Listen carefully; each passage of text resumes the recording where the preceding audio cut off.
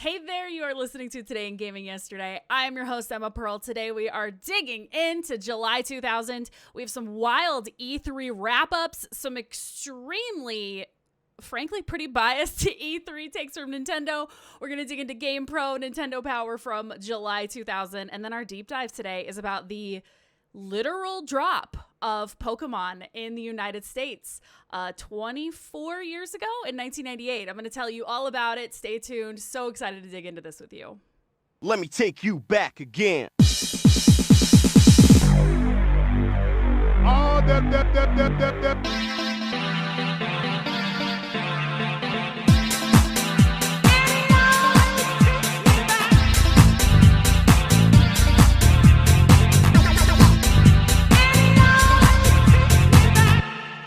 Hello again, you are listening to Today in Gaming Yesterday with me, your host, Emma Pearl. I am so excited to be here with you today. So excited to get this episode started. I wanted to say thank you for your patience as I've been trying to kind of juggle being a one-woman show, releasing this podcast and streaming and working full-time and all that stuff. Pro tip, sleep, people. Prioritize sleep. Get sleep. It'll make your whole life easier if you can just get some sleep. That is what I've learned over the past couple of weeks.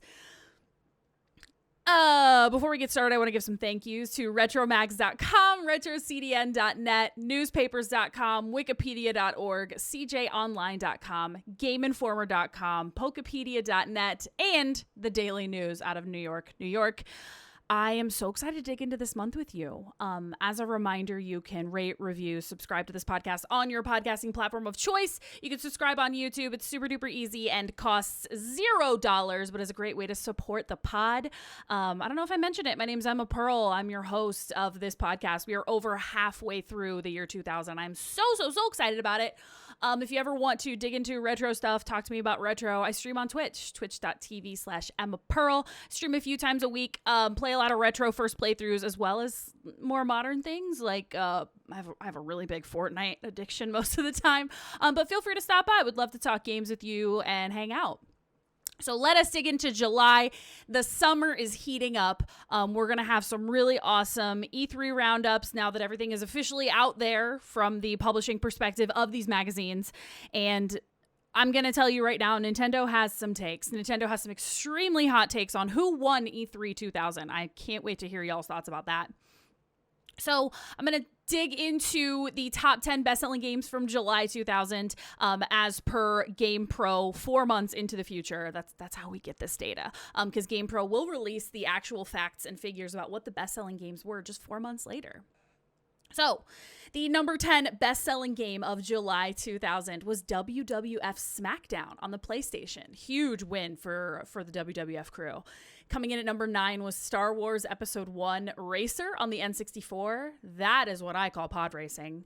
Number 8 best-selling game of July 2000 was Driver on the PlayStation. Coming in at number 7, we still have Perfect Dark in the top 10 sellers on the Nintendo 64. Huge game.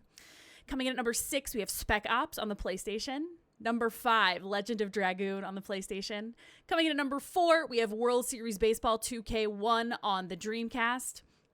The number 3 best-selling game of July 2000 was Tony Hawk's Pro Skater on the PlayStation. And the number 2 top-selling game of July 2000 was the Jam-Pack Summer 2K demo disc on the PlayStation. Still a hot seller at this time, which is awesome. And the number 1 best-selling game of July 2000, as reported by GamePro, Kirby 64, the Crystal Shards on the N64. We're going to talk about that game today. There's a lot of good stuff there. We're probably going to listen to some music too, because there's some hot takes about the sound in that game. So let's dig in. The reason that we are not covering the hot rentals is that I think that promotion has ended. I think that the partnership between Blockbuster and GamePro to tell us what games we should rent is over. I can't find it in the magazine anymore, which is so sad because we just got Dreamcast into the mix, right? Like last episode, June 2000, they finally added a top 10 Dreamcast, and then they're like, peace out, it's over. No more hot rentals for you. So if you knew what you were renting from Blockbuster at this time, please do send me an email, tiguypod@gmail.com. I'd love to hear what you were renting from Blockbuster in July 2000. So we're going to dig into GamePro. The cover of this month's GamePro from July 2000 is extremely comic heavy. And they have the word comicalism on it. I would say not my favorite word I've said lately out loud, comicalism. There are worse words to say out loud, but I don't love that one. There's also a little tiny cover feature for PC GamePro on a game called Black and White, which, oh my God, I can't wait to talk about that with you. I played it on stream maybe over a year ago. It was like on my old PC, and I love that game. I can't wait to tell you about it. We're also going to talk a little bit more about SegaNet, and then they do announce the 9th annual GamePro Reader's Choice Award winners are featured in this issue. It's huge.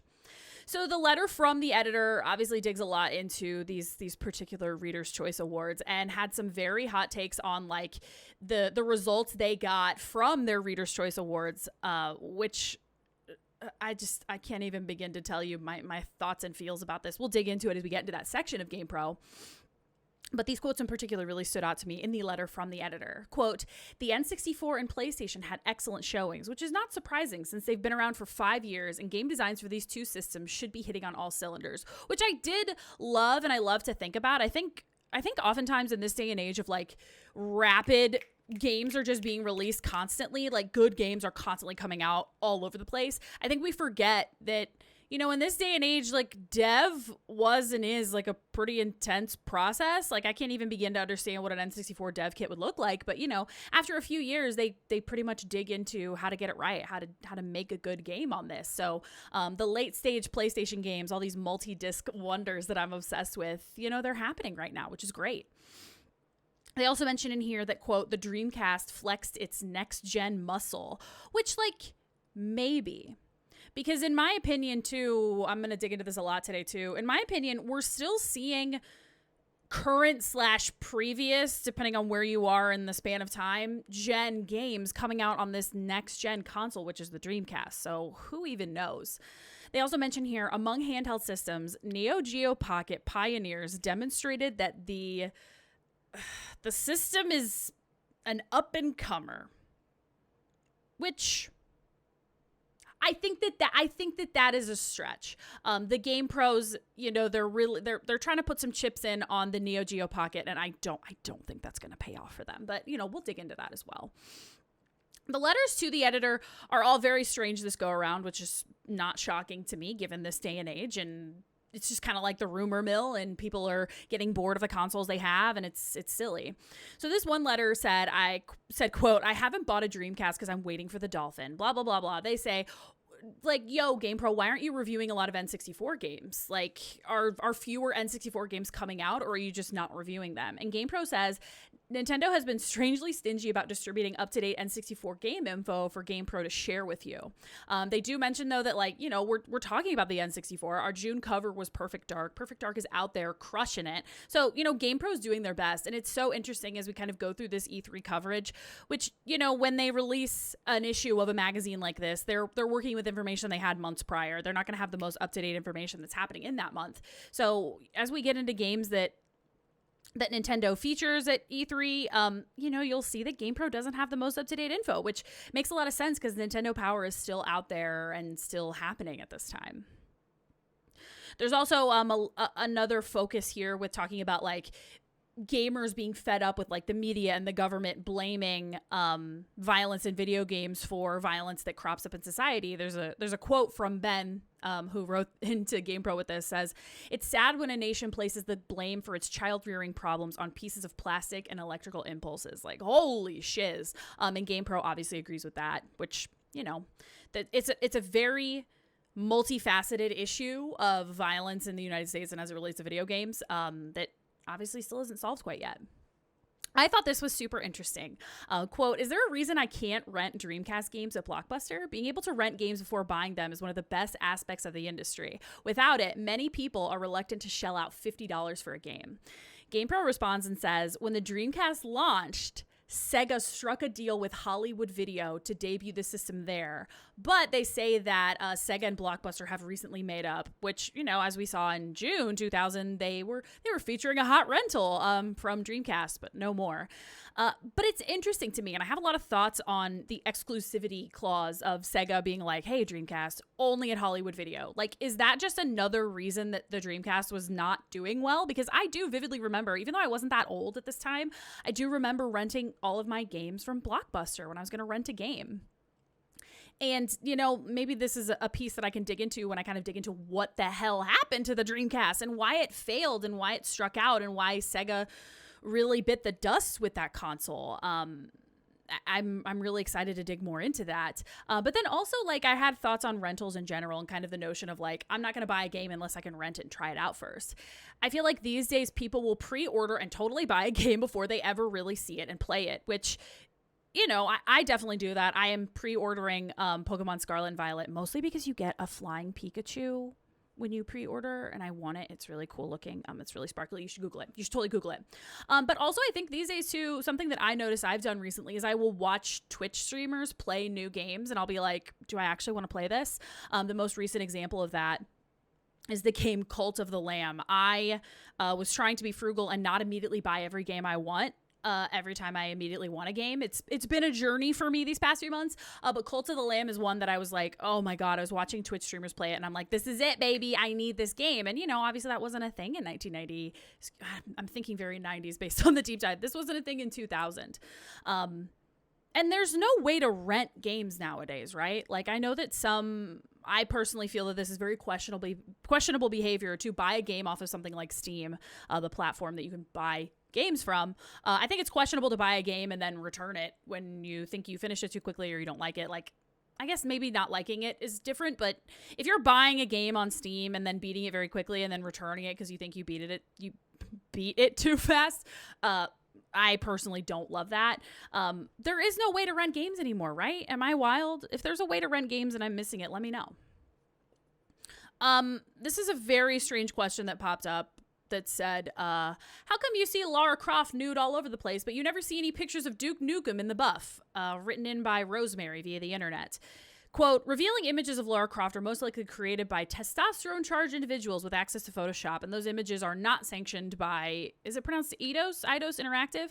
I want you to know, listener and or viewer, I will not be looking this up on archive.org, but, you know, an interesting question. There's a ton of Dreamcast drama in the buyers beware section, like tons and tons of Dreamcast drama, which it's just adding on to the plate of the buffet of things I can pull apart and understand why Sega kind of bit the dust here. Apparently the Dreamcast VMU uses a lot of battery power, and Sega has no plans to release a better one, even though there is a better one in Japan.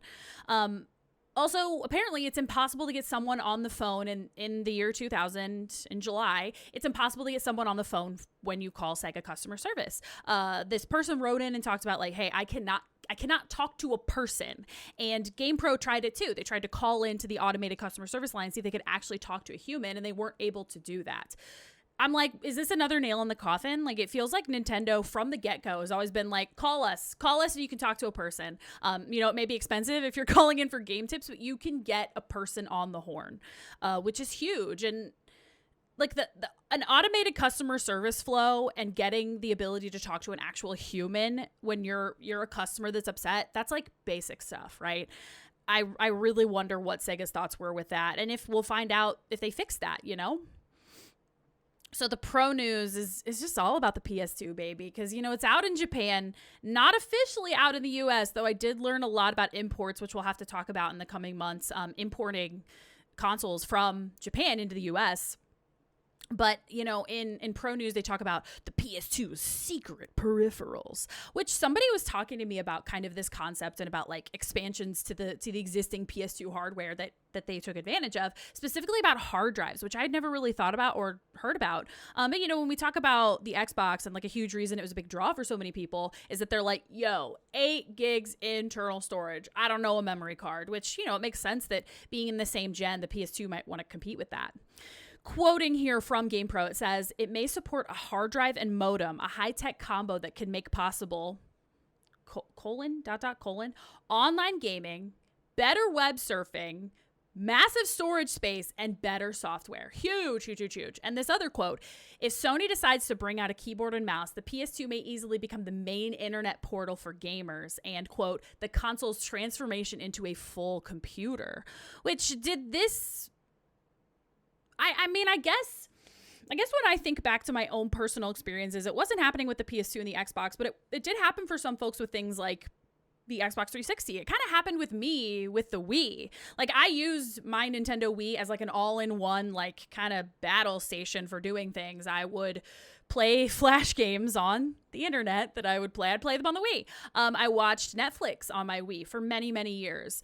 I used my Wii, I guess, as a cheapo computer. Did other folks do this? Were you doing this as early as the PS2? Like, you know, you're online gaming, you're doing all this stuff, but like, were you basically using your PS2 as a de facto computer in your home entertainment setup? Let me know. I'm very curious. You can email me at any time with any of your thoughts. I love to hear people's thoughts.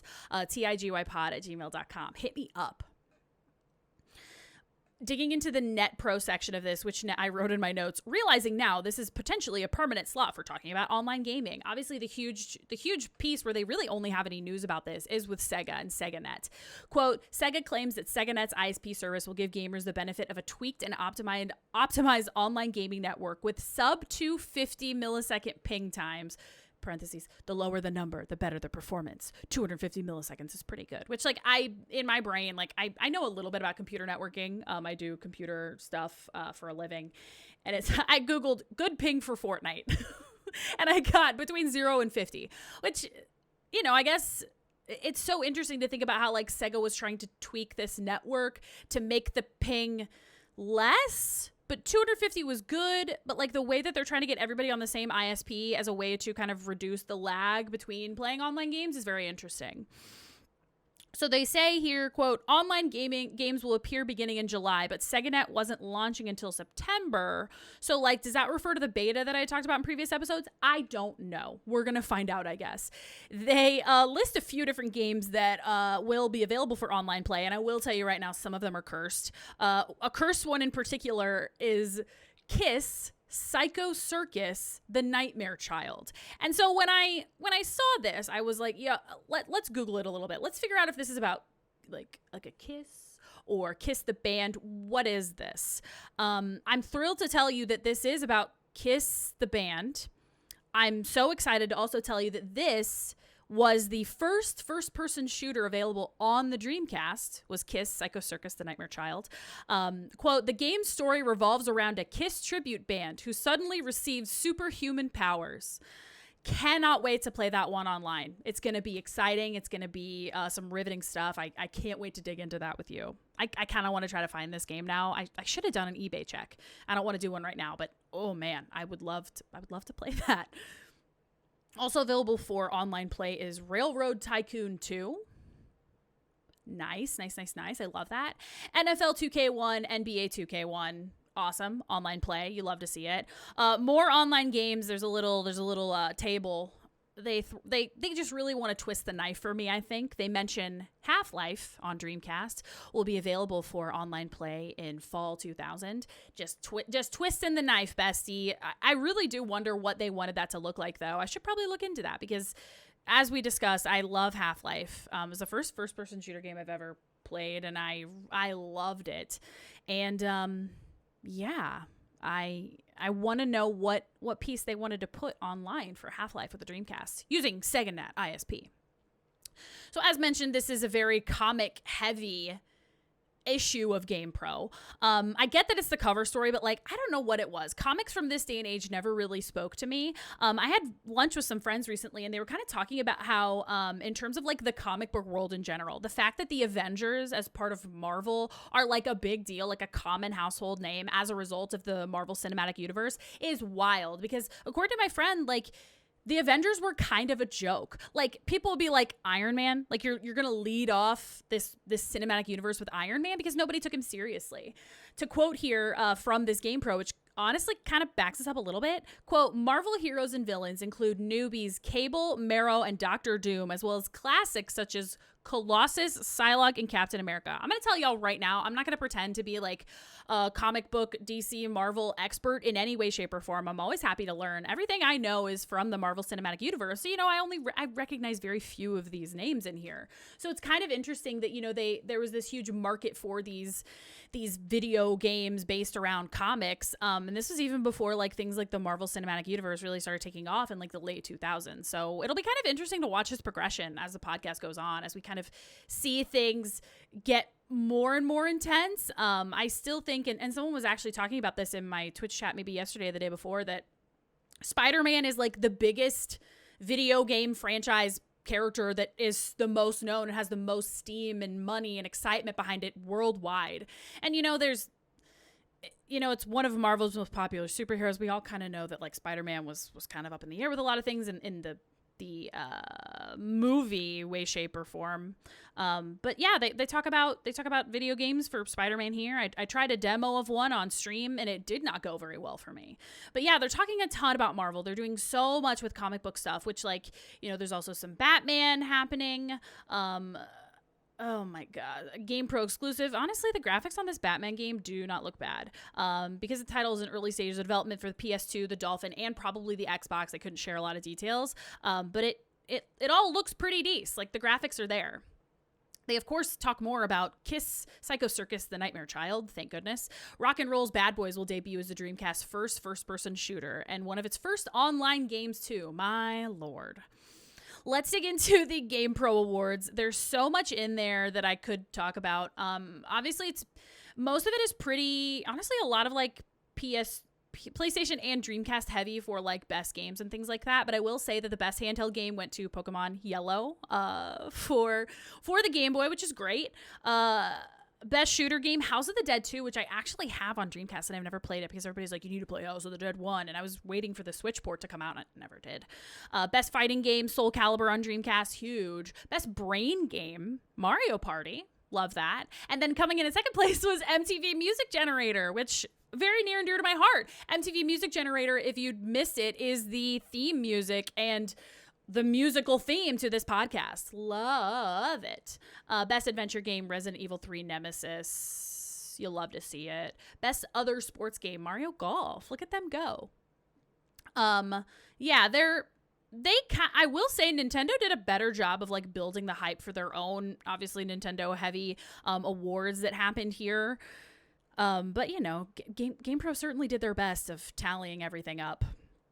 They have a really interesting piece here because, they're still talking about arcades in this day and age. Arcades are still up and running in the early 2000s. So one that really stood out to me, like coin-operated arcade games, was a Nintendo, or not Nintendo, it was Star Wars Racer arcade game where you like sit in a pod racer and you're pod racing. Like that is pod racing, baby. I would love to play that. I wonder if any still exist. When I went to Classic Game Fest in July, actually, they had this huge, like, free-to-play arcade game section. I don't know if they had any pod racing. I'll have to check in about next year. And then they talked here too about, quote, Konami's oddities, which are like rhythm games and punching games, which, like, when you think back now, you're like, duh, rhythm games make sense. Like, everybody wants a rhythm game. Who wouldn't want a rhythm game? As we dig into the PC Pro section, where they're talking about PC game reviews, they have this first look at the game I was talking about earlier, which is Black and White. So if you've never heard of this game, basically you are like a god, literally. So you are trying to get people to believe in you. You have this giant animal that like does your bidding, and the actions you take towards people, towards your entity, I don't even know the right word, but you have this animal that goes after what you want it to do, and like whether you're good or bad determines the look and feel of the game, the music of the game, the way that the game acts kind of depends on your own actions as a god. The landscape will change. Villagers will either fear you because they're worried you're going to kill them or they won't believe in you anymore. Like, it's super duper wild. The graphics are really fun. The music is super fun. I really should get back into this on stream because it really was a super fun game with like a really interesting concept. I just struggle with strategy games sometimes, but it was really good. And a really cool thing about this game too is there is a very, very vibrant Discord online community of people that create mods, create patches to try to get this game up and running on modern systems, which is how I got to play it on my pre-built PC that I used to use for streaming. So if you're interested in more black and white gameplay, I do want to try it out on stream. Check me out, twitch.tv/I'mAPearl. Drop a follow. It's super easy and free to just follow the stream and check in sometime. See if I can dig into that game again because it was so much fun. They have a gigantic Tony Hawk Pro Skater 2 preview, which I'm still amazed at the speed with which this game is being developed, and they're sending out the screenshots. And, you know, it's interesting because they're like, oh, I bet this will come out on PS2. And it came out on PlayStation, but it still looks great. Reading this, I want to spend more time in this skate park editor. I really did not spend any time there as a kid. I was more like goals and action focused. So I didn't really love it, but maybe as an adult, maybe I can get into it, which makes sense now because you can like save the skate park on a memory card, then take the memory card to like a friend's house and have them play your skate parks and stuff. I can't really say I would do that now. I don't really know if I have any friends that have ever hit me up, you know, called me on the landline or talked to me on AOL Instant Messenger and have been like, hey, EP, like, bring over your best skate park on your memory card. Let's play it. You know, I haven't had that happen lately. If anybody hit me up, dude. Also, I had no idea. I don't know if this made it to the final version or not, but they mention here that there will be 7-player multiplayer, which is bonkers. But as mentioned previously, like I was a very solo gamer growing up. I didn't really play my games with friends. I would say, too, that Tony Hawk Pro Skater 2 had some of my favorite cheats. Any of y'all who were growing up during this era possibly remember like Scholastic book fairs, and they would sell cheat code books. So I vividly remember like having a pencil in my pocket and like a piece of notebook paper. So I went to the Scholastic book fair. Please nobody tell my elementary school librarian about this. It would simply break her heart to hear about what I have done. I went to the Scholastic book fair. I found the secret code book. And I took my piece of paper and I took my pencil and I wrote down, you know, X's and squares and circles and triangles, the code for unlocking everything. That was the code I was most interested in. So I copied that cheat. I took it home. I still remember the feeling of putting that cheat code into Tony Hawk Pro Skater 2 for the first time. And like, it just does this rapid, like all the unlocking noises. It just does about 1 million of them at once. And it kind of honestly scared me as a child. And it unlocked everything, and I could play as Spider-Man. It was so cool. And I actually, if you're watching this on YouTube, baby, I got the book. I got Secret Codes 2002 with cheat codes for the PlayStation, PlayStation 2, Game Boy Color, Advance, Xbox, GameCube, Dreamcast, and N64. So the fact that there's Advance in here means that this probably had to have been released in like 2001, if I had to guess. This is like my pride and joy. I found it at my parents' house. Oh, this was released in 2002. That's so interesting because I feel like I got it in 01. Because I moved to Kansas in 2002. But there's a ton of different codes in here, and they have the Tony Hawk Pro Skater 2 ones, which were huge for me. A very big deal for me. Simpsons Wrestling. Oh my God. Spider-Man 2, Enter Electro, Tony Hawk's Pro Skater 2. There's a jetpack mode, fatter skater, thinner skater. You can turn the blood on or off. Special meter always yellow. I should do that one. But the unlock everything was my cheat. Unlock everything. For everyone playing along at home, if you do have Tony Hawk's Pro Skater 2 on PlayStation, I'm going to share with you the cheat to unlock everything. XXX. Wait, XXX. Yes, three X's. Square, triangle. Up, down, left, up, square, triangle, X, triangle, circle, X, triangle, circle. Did you get that? You can rewind the podcast if you need it again. You're welcome. I hope you have a great time playing that. Oh, I can get money. Stats at all 10s. Disco lights. I have a lot of work to do. I have a lot of personal work to do with Tony Hawk's Pro Skater 2. I can't wait. They also mentioned in here an Animorphs game. Do y'all remember Animorphs? They were mostly books. I think they were basically just based on books. And I guess there was a TV show too. I know y'all read these. I was too scared to read some of them because some of the covers are scary. Because you'd be like, oh, how's this child going to turn into a lizard? And then it would be like, let me show you, child. Oh my gosh, that's scary. This game's on PlayStation. This is just a first look. It looks like they wanted to release it in August. So we'll see. We'll see how this year turns out for an Animorphs game. I'm in. A game on here, too, that I also forgot existed was Crash Bash, which was like PlayStation's answer to something like a Mario Party, right? Arena-based game where your character must run faster, jump higher, and hit harder than the competition in 9 events that range from frantic chases to mind-boggling puzzles.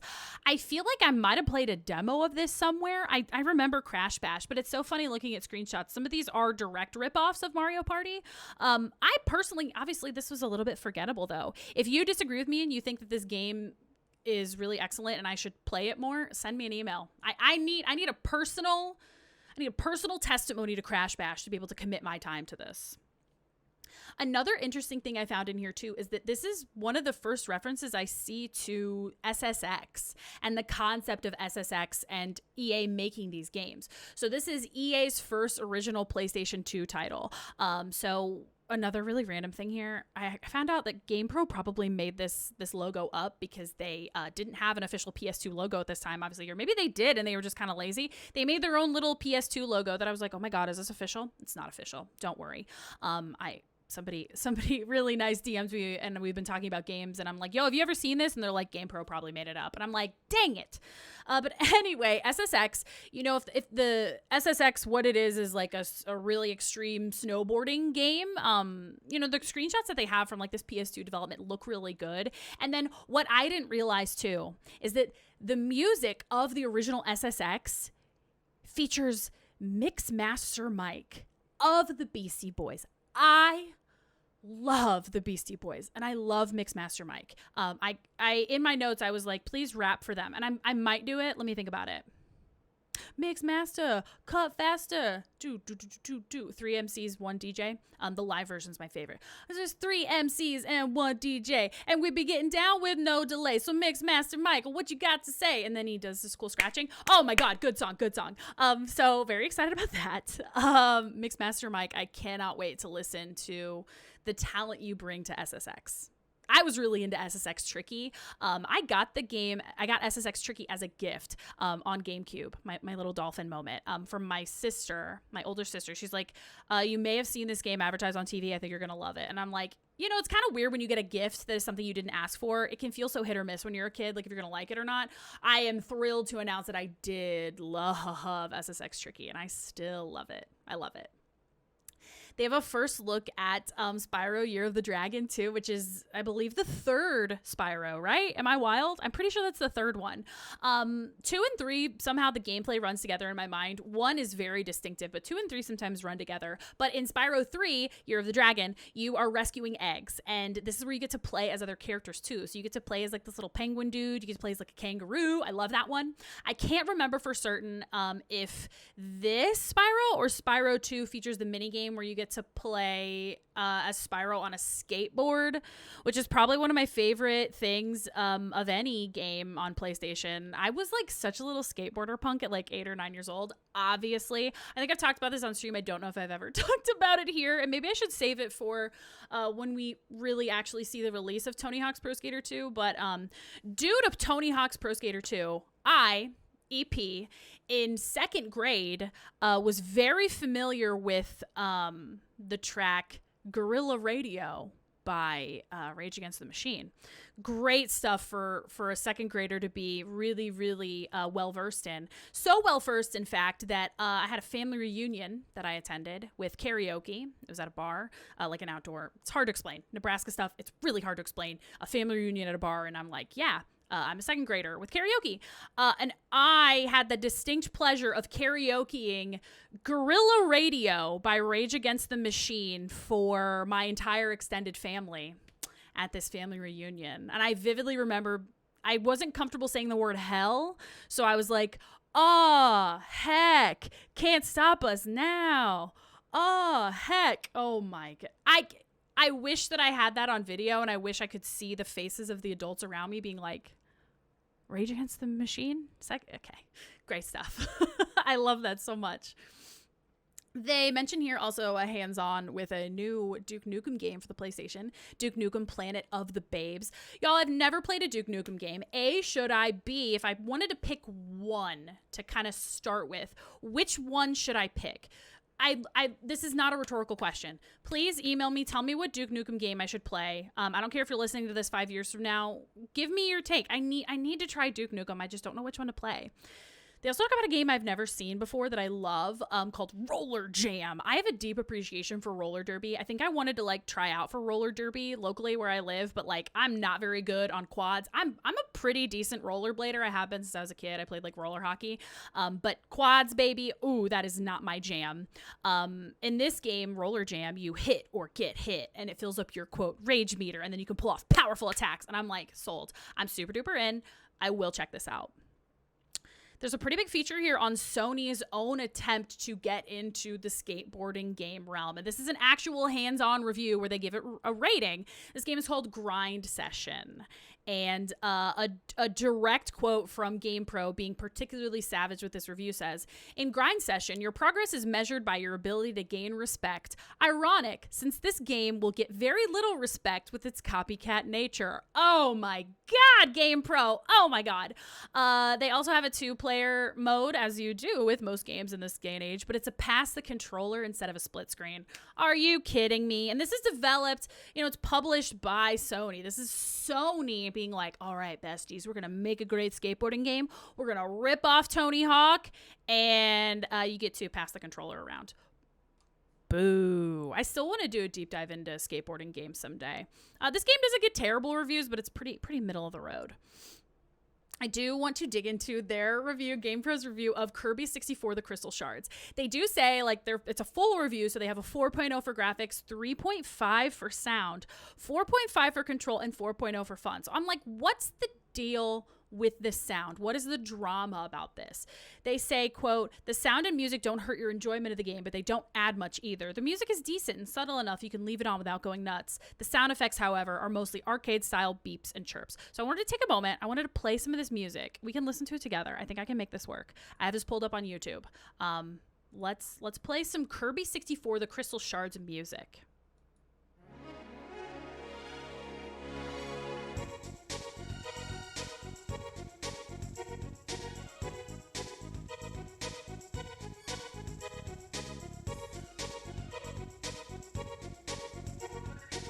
So that was a track called I'll Go To. Not bad. Not bad. Kind of nice. Kind of nice stuff there. Let's try out, this one's called Ripple Star. Hello.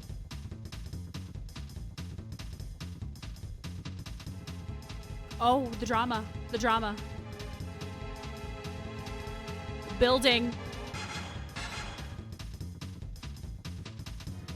Oh my God! Okay, I think that music's pretty good. I'll be real, I think that music is excellent.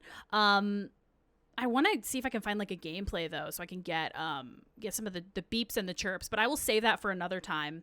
Yeah, I think that music's nice, like especially for like an N64 moment. I think that sometimes when I think of like N64 music, I sometimes think of like Mario 64, where like it all sounds like way too spacey. Like for me it sounds like when I think of like the Mario 64, like dun dun dun dun dun dun dun dun. My voice is so weird, I can't sing right now. Do do do do do do do do do do do do, and it's like very like, this feels at least a little bit more like boom, like it's happening. But Mario 64 music always feels so far away. It's hard to describe, but I think this is decent, especially for a late stage N64 game, to be honest. But to get back into the actual review of the game and not hyper focusing on the music, it's a cute little 3D platformer moment. Quote, "Kirby is a cute little puffball with an evil secret. He can inhale air and nearby enemies." Hell yeah. Hell yeah. The graphics are so super stylized. They talk about the fact that it's like, ooh, like a pastel, like, ooh, Kirby. And I'm like, the graphics look really nice, like really good immersion. I really like it. Like it feels spacey and light and airy, especially with the colors, but they do a good job of like showing in some of the deeper, darker levels, like good depth, especially for the N64, which I really like. They mention here that Kirby is a marshmallow with a mission, which I love that. I really like Kirby. I've never played this game. I haven't played many Kirby games, honestly. The Kirby game I've played most is Kirby Pinball, which is on the original Game Boy. I played that so much. I really need to hear this gameplay noise. I'll probably do it later. They also do a full heavy review of Tony Hawk's Pro Skater on the Dreamcast, which, like, what a late port. So it's available in July 2000. It's available now as per this review. Tony Hawk Pro Skater 2 is coming out soon. An older generation console is going to feature this newer version of Tony Hawk's Pro Skater 2. And there's already a demo out. Like, who's going to buy a Dreamcast? Who's going to buy a Dreamcast so they can play an older Tony Hawk game and then wait forever for an eventual port of Tony Hawk's Pro Skater 2? Are you kidding? The N64 port was also later than obviously the original release on the PlayStation, but like not this late. It came out way earlier in the year than this Dreamcast port is coming out. They mentioned too in the controls that the Dreamcast controller makes this difficult because, you know, in Tony Hawk it's like very, very controller heavy, lots of like button mashing and being strategic with buttons. The game gets good reviews for the Dreamcast, 4.5 for graphics, 4.0 for sound, 4.5 for controls, 5.0 for fun, but they do say specifically the quote, if you already have the PlayStation version, the Dreamcast won't offer anything new beyond a better paint job. So like, I get porting it for the Dreamcast, folks, but like, you're not going to bring in anybody who's not already a Dreamcast devotee. I was going to say stan, but I never know how that translates across generations. Dreamcast devotees, that's who they're relying on at this moment. There's a lot of Dreamcast reviews in this issue in particular. The games like Four Wheel Thunder, Nightmare Creatures 2, Draconis, Cult of the Worm, Gauntlet Legends. There's a ton, and they have pretty decent reviews overall. So why did this console fail out? I said I wanted to do a deep dive on it. I will probably do like an entire episode on what the heck happened to the Dreamcast. Like, is it the late ports? Is it the exclusivity with having all of your rentals go through Family Video? Or is it Hollywood Video? See, I can't even tell you because it was that irrelevant to me because I was a Blockbuster kid. We all were Blockbuster kids mostly. If you were a Family Video or Hollywood Video kid, that this is not offense to you, but like Blockbuster was the vibe. Why would you tie yourself exclusively to a smaller entity in the rental space? Sega, please. They do a lot of quote overseas profiles, which like just call it an import. Am I wild? They talk about Mario Tennis 64. They're doing a review on this excellent game Mario Tennis 64, and they say, you know, this is a pretty cool game that's in Japan right now, 4-player gameplay. They say, quote, there aren't any plans to bring Mario Tennis 64 to the US, which really backs up the claim that GamePro had earlier from the letters to the editor, which is like, yo, Nintendo's not giving us the info. Nintendo Power obviously talked about this. They showed this off at E3, and they were like, yeah, Mario Tennis is coming to the N64, but GamePro didn't have that information, which is kind of wild. Also, once again, welcome to the world, Waluigi. Welcome to the world, Waluigi. We're so excited to have you. I'm so glad that tennis is the way that you were introduced into our lives because we are not the same now knowing you in mostly positive ways. They do another quote, overseas profile of Majora's Mask, which I really am strongly considering playing this game for the first time on stream after I played through Resident Evil, which I'm playing the GameCube remaster of right now. They say, like, rescue Epona and recover the ocarina. I have not finished Ocarina of Time, I'll be honest. I don't know if I ever will. But I've never known the premise of Majora's Mask, and now that I kind of know, I think that I might want to play it. But bear with me. I don't know if anybody else is like this, but if I think, like, oh, a very cool game that I may want to play someday, I stay away from everything. I'm even not really reading this review of this game that much because I want to go into it with as little information as possible. So whenever I would see folks playing Majora's Mask, like on Twitch or talking about it, I would be like, I'm not watching, I'm not consuming this. This concept came up when I'm playing through Resident Evil right now. People are like, oh my God, have you watched the show that came out? And I'm like, absolutely not. I want to know as little about a game, a franchise, a universe. I don't want to know if I'm going to check it out. I want to go into it like it's freaking 1999, baby. And I don't have the context. I'm starting from day one stuff.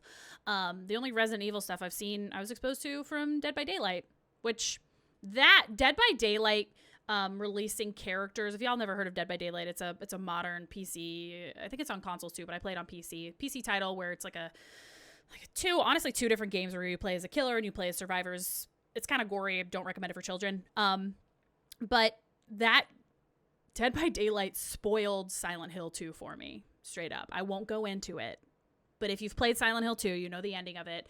That game spoiled Silent Hill 2 for me, and it's sad. So I'm trying to avoid everything I can about Resident Evil anywhere. I don't want it spoiled for me. So they talk about, a very high-level overview of Majora's Mask, which I'm fine knowing. Quote, you'll have 3 game days to save the world and rescue Epona with each... Am I saying Epona right? If I'm not, roast me. With each day lasting 12 to 15 minutes of real time. Like, I never knew it was that short. But This spoiler I'm okay with. You get the ocarina so you can go back to the start of day 1. Okay. This does sound sick. Also, it requires the expansion pack. All of us are aware of that now. I think I have mine just living in my N64. I don't know if that's bad. But it's such a good strategy to keep the N64 moving forward because love Nintendo. Some questionable takes in this episode that we're going to talk about, but I love Nintendo and they have a lot to offer. And the fact that, sometimes they have consoles that are delayed or never come out. The 64DD never came out. The Dolphin was delayed. The 64 was delayed. The fact that they can kind of continue to just pump out these high quality games is a really good thing.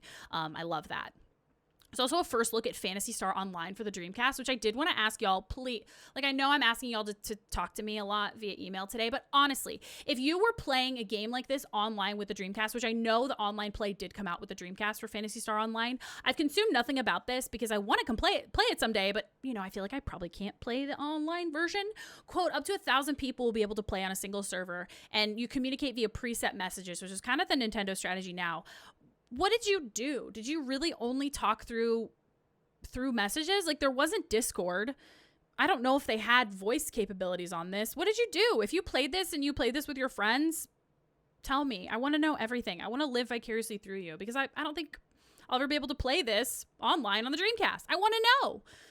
Did you call people on the phone? Did you use IRC? Did you use AIM? How did you communicate? Please tell me. Okay, we've spent a lot of time talking about GamePro. That was a pretty good issue, honestly. So let's take a quick break, and then we're going to dig into Nintendo Power, and then our deep dive on the physical launch / drop of Pokemon in the United States in 1998. Keep it locked. My name is Emma Pearl. You're listening to Today in Gaming Yesterday, all about July 2000, and I will see you in a bit.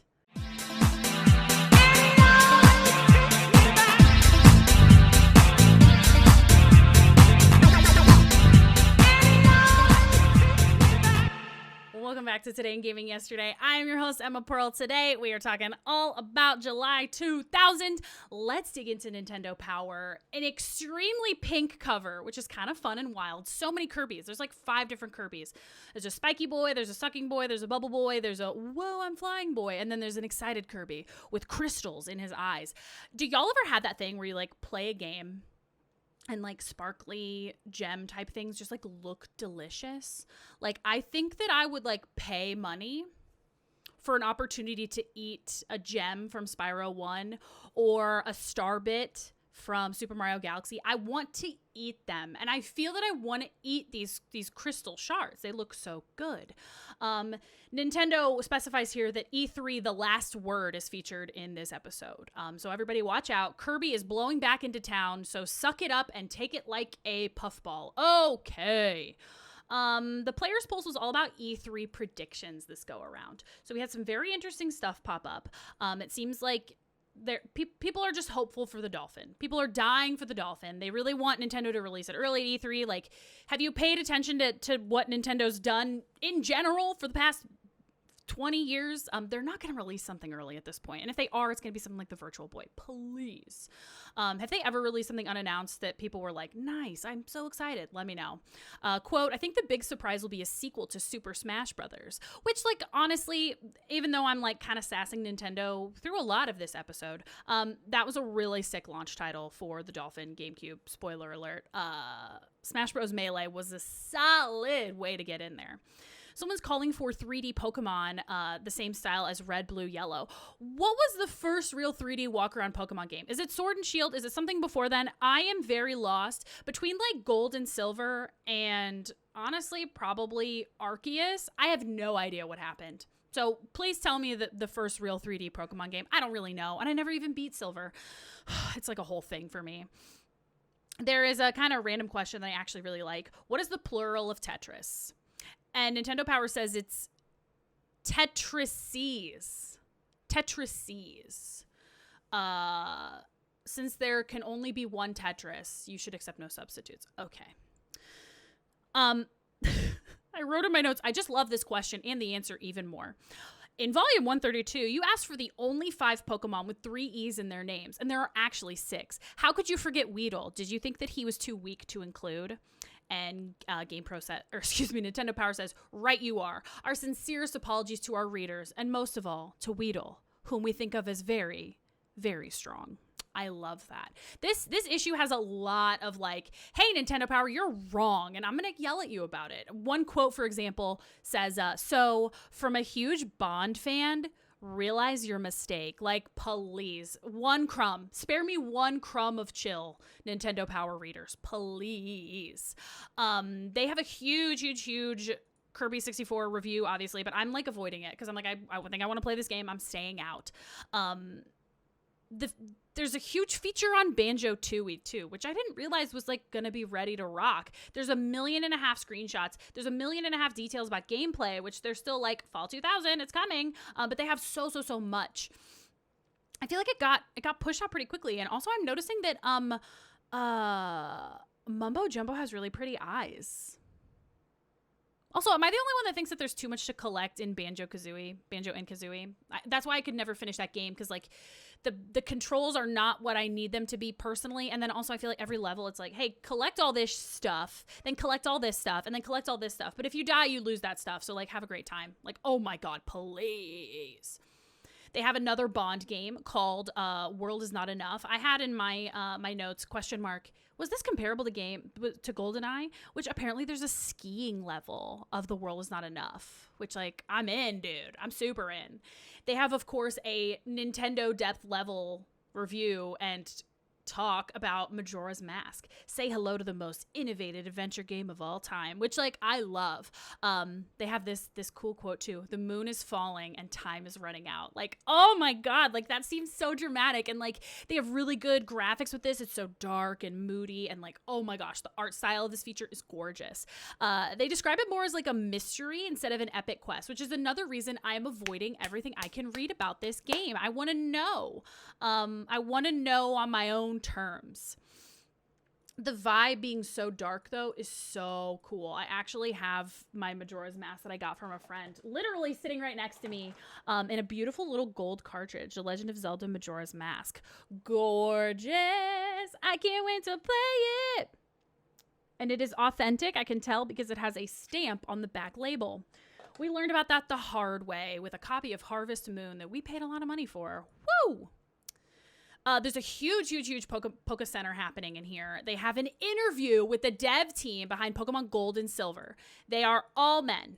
Everybody that they're interviewing for this. And the interview is actually like super duper interesting. I pulled out some key pieces here that I loved.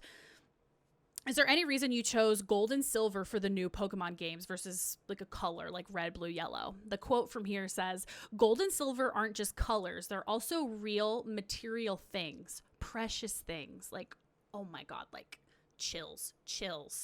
Also, I learned and have now been completely bombarded with information reminding me of this, that blue was green in Japan.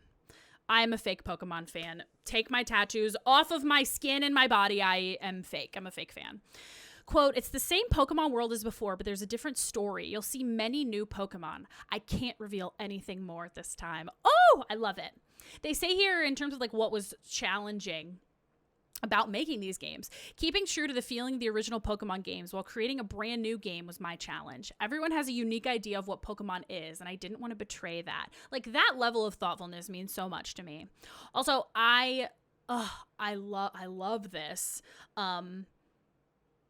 Quote, I created Mew 2 weeks before we were finished developing the original Pokemon game. I owe a lot to Mew. I loved this. I loved hearing about this. I loved thinking about this. So I kind of dug into this a little bit more. I read a Game Informer article about this that says Mew was added like by this person right towards the very end with no specific plans on how to reveal.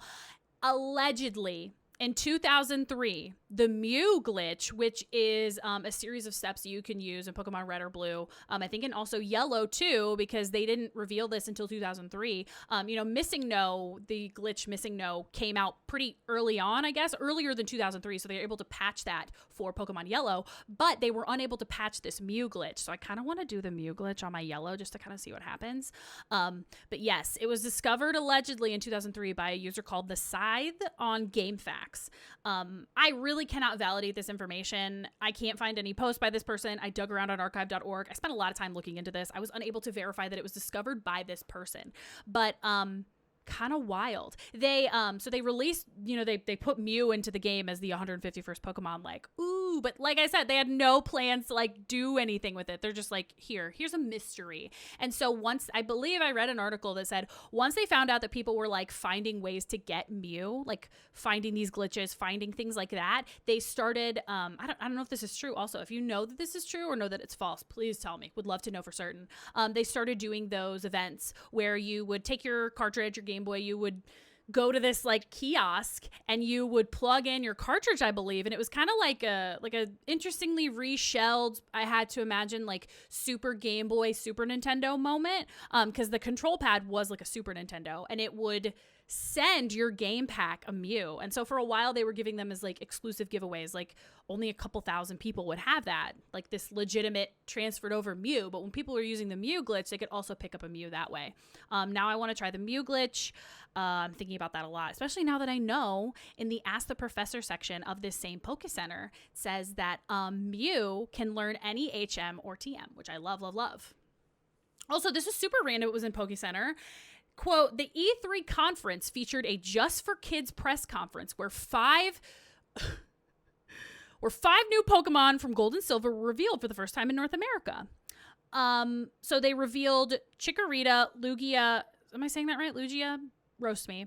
Ho-Oh, Cyndaquil, and Totodile, which, starters and some randos and a legendary, I guess. That's what they're considered, right?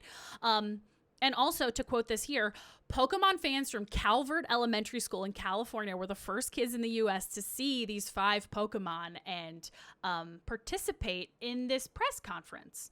So that inspired in me a lot of thoughts, which is kind of what inspired the deep dive we're going to go into today. So get excited. So let's talk about my favorite subject of this whole issue of Nintendo Power, where Nintendo Power gives their extremely unbiased review of their time at E3. I couldn't even type this with a straight face. It's so much, and I could read through this whole thing and like read you so many quotes, and it's all kind of bonkers, but I'm just going to read you these specific pieces I pulled out in my notes. Quote, direct quote, not paraphrased. As expected, Dolphin and Advance remained under lock and key. ... Continuing on. Competing systems like the upcoming PS2 didn't live up to their hype. In fact, many N64 and Dreamcast titles seem to have better graphics than the 128-bit Wonder Box, leaving most observers to wonder what all the hype was even about. Hello? Whoa. Whoa. Very hot take, Nintendo Power. Quote, as for games you'll actually play and love, the best titles came from sources that you expect to deliver the goods. Nintendo and Rare. Oh my God. It's so strangely written. Another quote. Many showgoers felt that Conker's Bad Fur Day, a game that's going to be released for the N64 at this point in time. Many showgoers felt that Conker was the most impressive title at E3. Did they? How many? Who are they?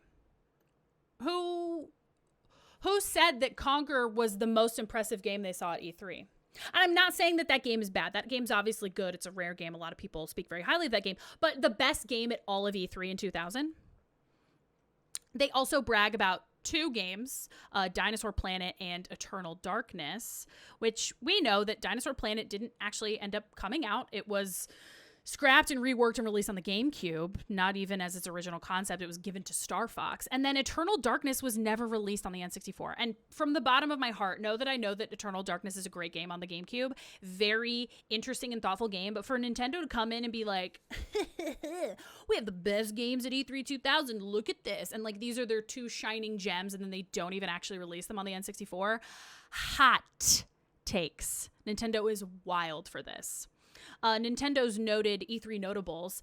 Best photo op is the Olsen twins greeting fans in Acclaim's ECW wrestling ring, which I would love. I actually watched New York Minute last night for the first time, and I thought it was pretty good. I'll say it. New York Minute is a good Olsen twins movie. I'll say it. Big surprise license was Adam Sandler's Little Nicky for Ubisoft. Am I saying that right? I would like to check out that game. Best non-Nintendo game. What do you think that Nintendo Power is going to say was the best non-Nintendo game? Oh, wait. They say it is Dreamcast's Samba de Mi Amigo, which I was like, oh, I've never heard of that game. So I looked it up. This game on Dreamcast was later ported to the Wii, the Nintendo Wii. Nintendo knew the entire time. They're like, nice game, Sega. It's probably the best non-Nintendo game of this E3. I think that should belong to us. So it did happen. And my notes here and in my brain, I'm also like, I would love to dig into like the development of the Wii when they were like, the Wii is it. We have to do this. We have to go above and beyond. Like this blue ocean strategy is just like something completely off the wall. I would love that. And also shockingly, the best booth, according to Nintendo, was Nintendo's booth. Aside from the stellar games, there were lots of game stations, room to walk around and places to sit, Conker's Bar, Pokemon galore, and a laser show. Oh, Nintendo, you should not have. In this magazine, they also feature an interview with the creators of Majora's Mask that is very boring. Who knows? On Dolphin, we might make it a requirement to make at least one sequel of major titles. Okay, sure. We're going to quickly go into the release ratings of this. The top-rated game of this issue is Kirby 64, the Crystal Shards, 8.1. Pretty decent review. The lowest rated game is Test Drive Cycles with a 6.1. It was a Game Boy Color exclusive, and this has me wondering, like, I pondered this in previous episodes of this podcast. Was it just really cheap to make Game Boy Color games? Like, and were they also cheap to buy? I wasn't able to find any like Game Boy Color game pricing in the advertisements of this issue. I hope that these games were cheap, and I hope that they probably had to be cheap to develop if they're just pushing out so many bad Game Boy Color games. And I'm like, I feel like I rented some from Blockbuster because like I feel like I played a lot of Game Boy Color games and I don't own a lot of specifically Game Boy Color games. I do now, but I didn't growing up. So it's very interesting. That's about all I got for y'all for Nintendo Power for their obviously extremely unbiased review of E3 2000. Next up, we're going to take a quick break, and then we are going to go into our deep dive, which is all about the actual drop and launch of Pokemon in the United States taking place in 1998. So keep it locked. Once again, you're listening to Today in Gaming Yesterday, all about July 2000 with me, your host, Emma Pearl. I'm so excited to dig into this with you. I will see you in a sec.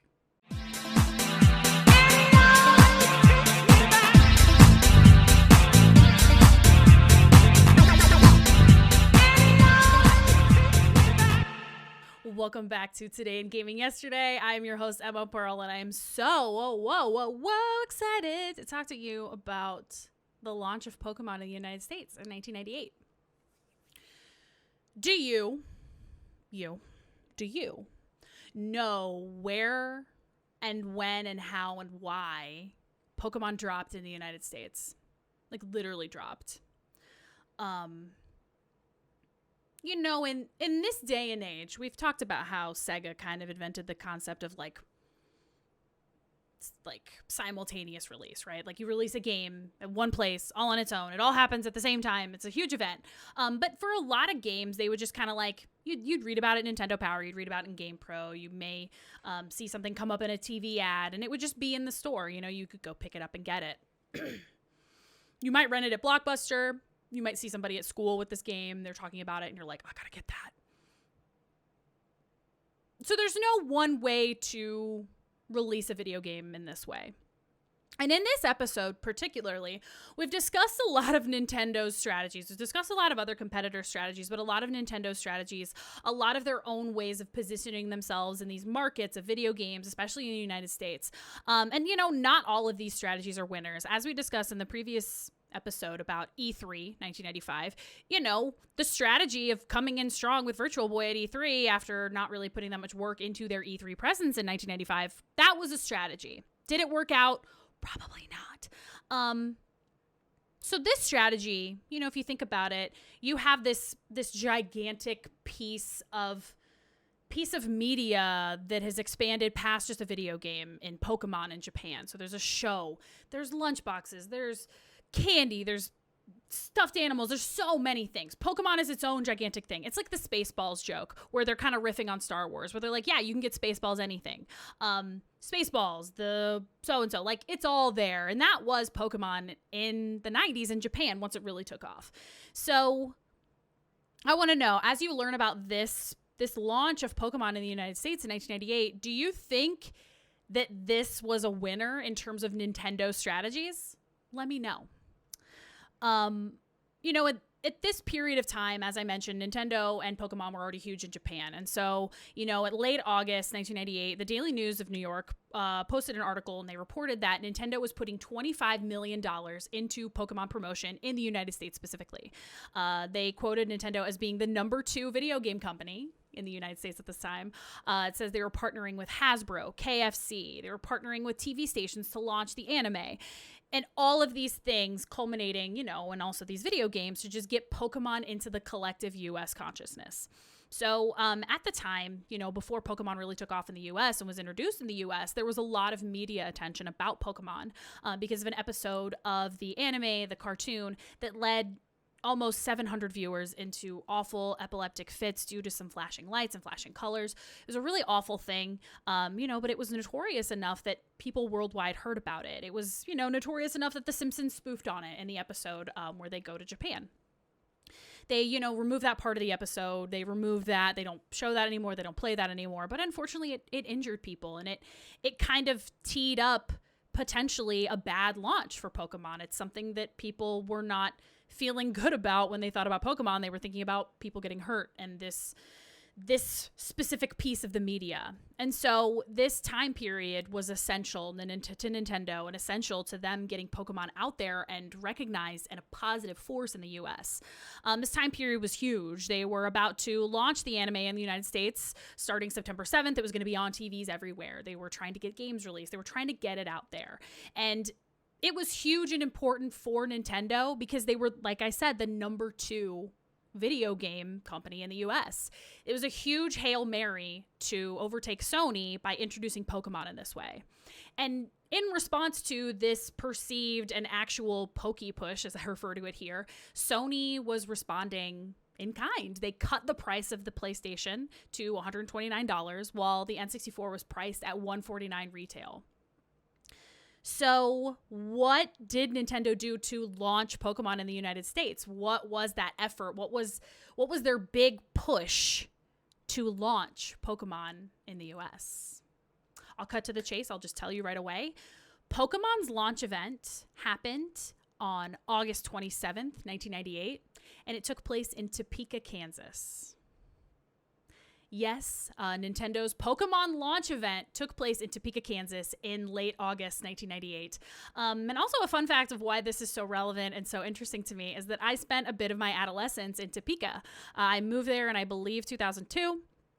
I didn't learn about this event, though, until I was probably a late teenager. But yeah, Pokemon and Nintendo's big launch prior to the games being released in the United States, prior to the anime showing up, the cartoon on TV, was this event that took place in Topeka, Kansas. So I'm sure you're asking yourself, why Topeka? I read an article, found the archive from the Topeka Capital Journal online. It was written by Bill Blankenship, and he said the following. Besides its central location, like literally being in the center of the continental United States, the selection had a lot to do with the city's name. So in case you didn't know this, Topeka, the actual word Topeka, means literally, I think, by folks who lived on this land before any of us did, it means a good place to grow potatoes. And so, you know, Bill Blankenship is coming in hot with these puns, and he's like, oh, is this a good place to grow video game play and couch potatoes? Like, Bill, bestie, please. It literally has to do with Topeka sounding like Pikachu. Topeka, Pikachu. Straight up. Mayor Joan Wagnon at this time in 1988 said that she planned on changing the name of the city to Topeka in honor of Pikachu and Pokemon. And yes, they literally did change the name of the city to Topeka, but this is not new, or I guess this might have been the first instance that Topeka did this, but it wouldn't be the last time. They pulled a similar stunt in the year 2010 because Google Fiber had announced this campaign that was like, hey, if you want Google Fiber in your city, like your city needs to put together a thing. You need to tell us why you really want it.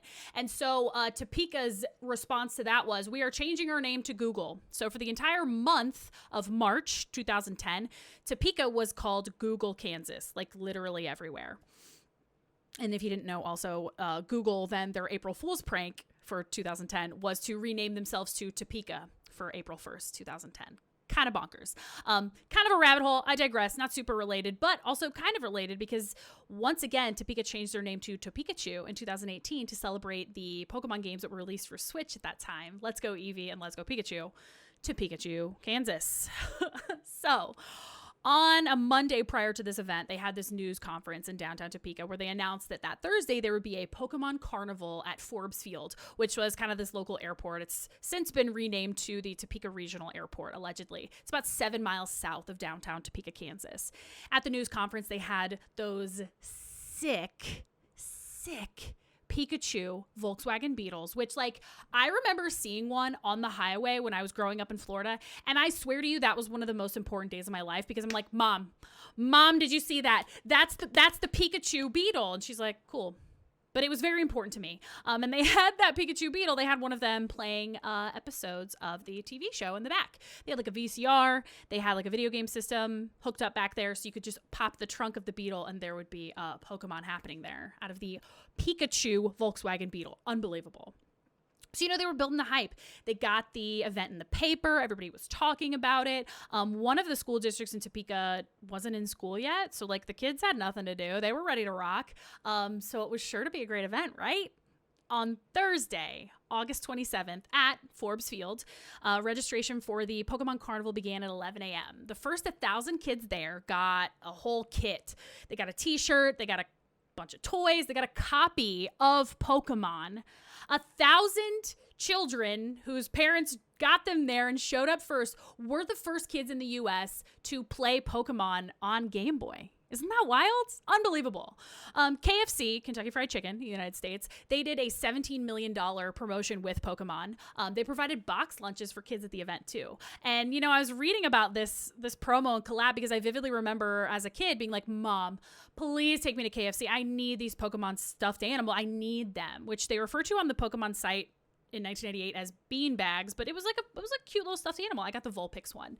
But some articles said that this promotion was a failure at the time because like Pokemon wasn't enough of a presence to really drive people to go to KFC. They weren't like, it's Pokemon like this, you know, and in 2022, you know, they do a Pokemon promotion with McDonald's and have Pokemon cards and Pokemon toys and a Happy Meal and everybody's getting their butts there to pick one up. But that wasn't a thing yet. Like Pokemon wasn't this deep-seated part of our collective media consciousness. So the KFC thing was kind of a failure apparently, which kind of stinks.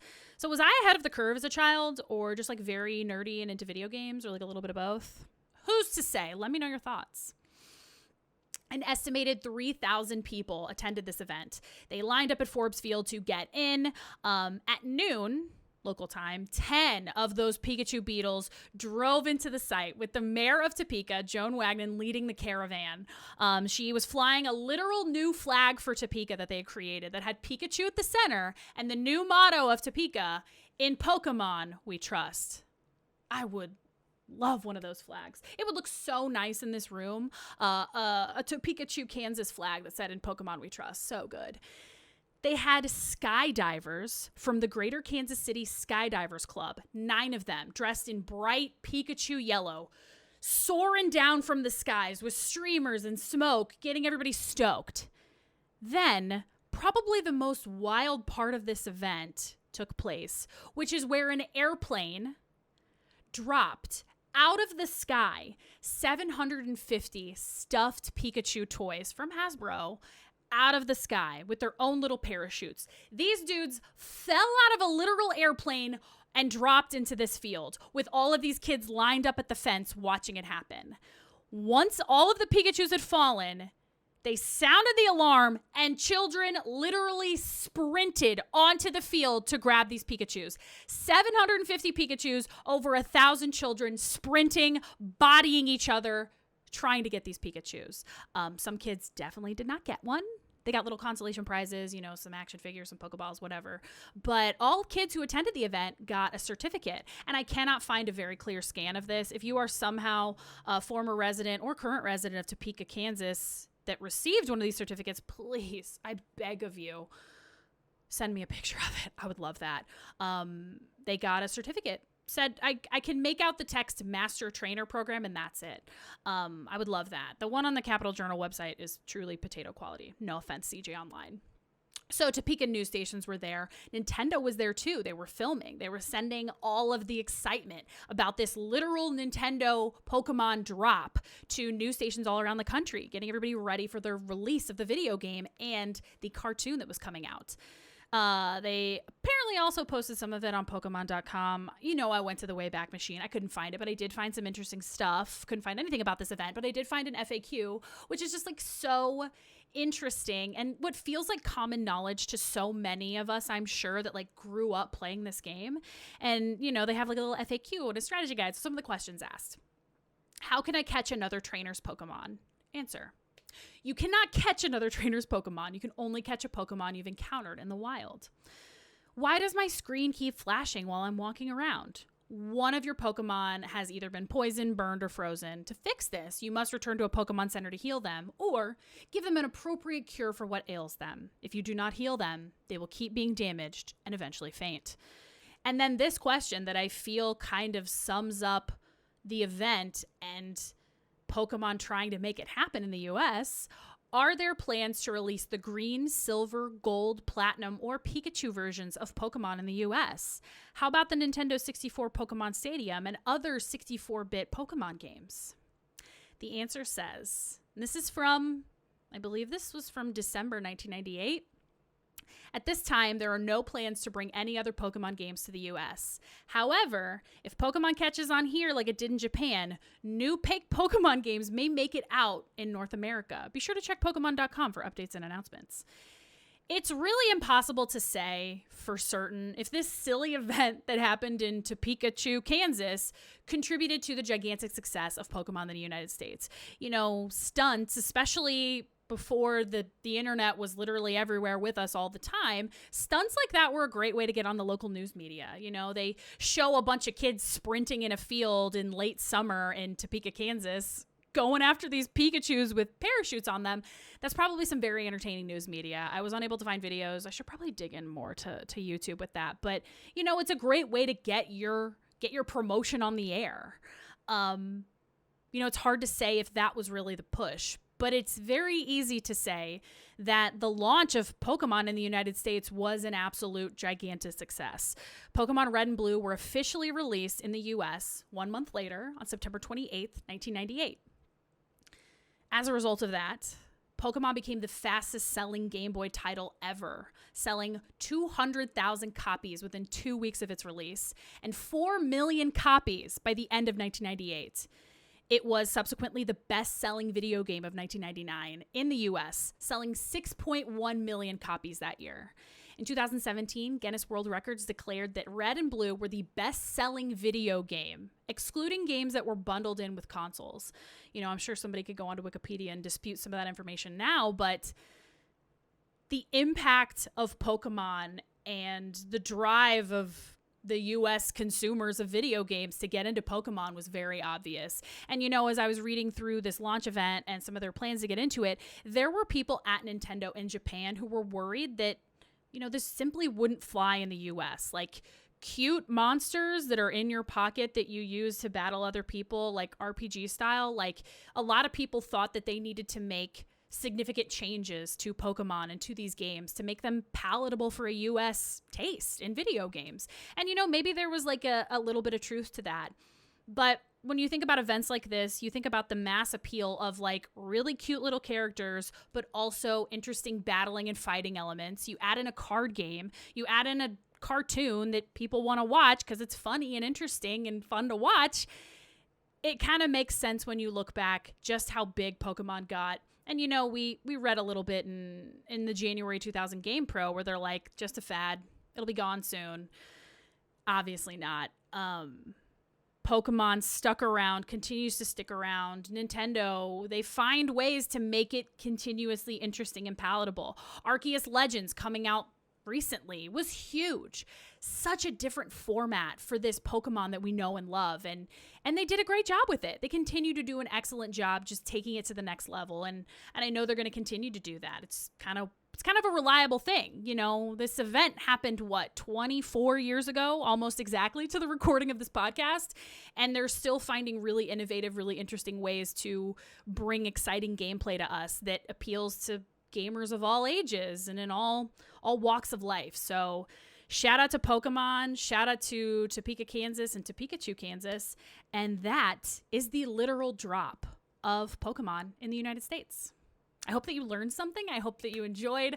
This deep dive, like I said, was so fun for me to dig into. I wish I would have known about this sooner in my time in Topeka, Kansas. But thank you so much for listening today. I hope you are having an excellent time, an excellent day, and I hope you enjoyed this episode. We will see you next time with August 2000. We are really trucking through the year. I'm so stoked about it. Let me give a quick moment to thank a lot of my sources that I used for this episode. Again, thank you retromags.com, retrocdn.net, newspapers.com, wikipedia.org, cjonline.com, gameinformer.com, pokepedia.net, and the Daily News. Once again, you're listening to Today in Gaming Yesterday with me, your host, Emma Pearl. You can find me on Twitch, twitch.tv/Emma Pearl. You can find me on Twitter, twitter.com/Emma Pearl here. You can find this podcast on Twitter as well. I post a lot of very interesting pictures and stuff from the episodes on Twitter. You can find it at TIGYPod. And that's also the email address, TIGYPod@gmail.com. I hope you've enjoyed, like I said. And yeah. Thanks so much for listening. Work hard, be nice, have fun, and I will see you next time. Have a good one.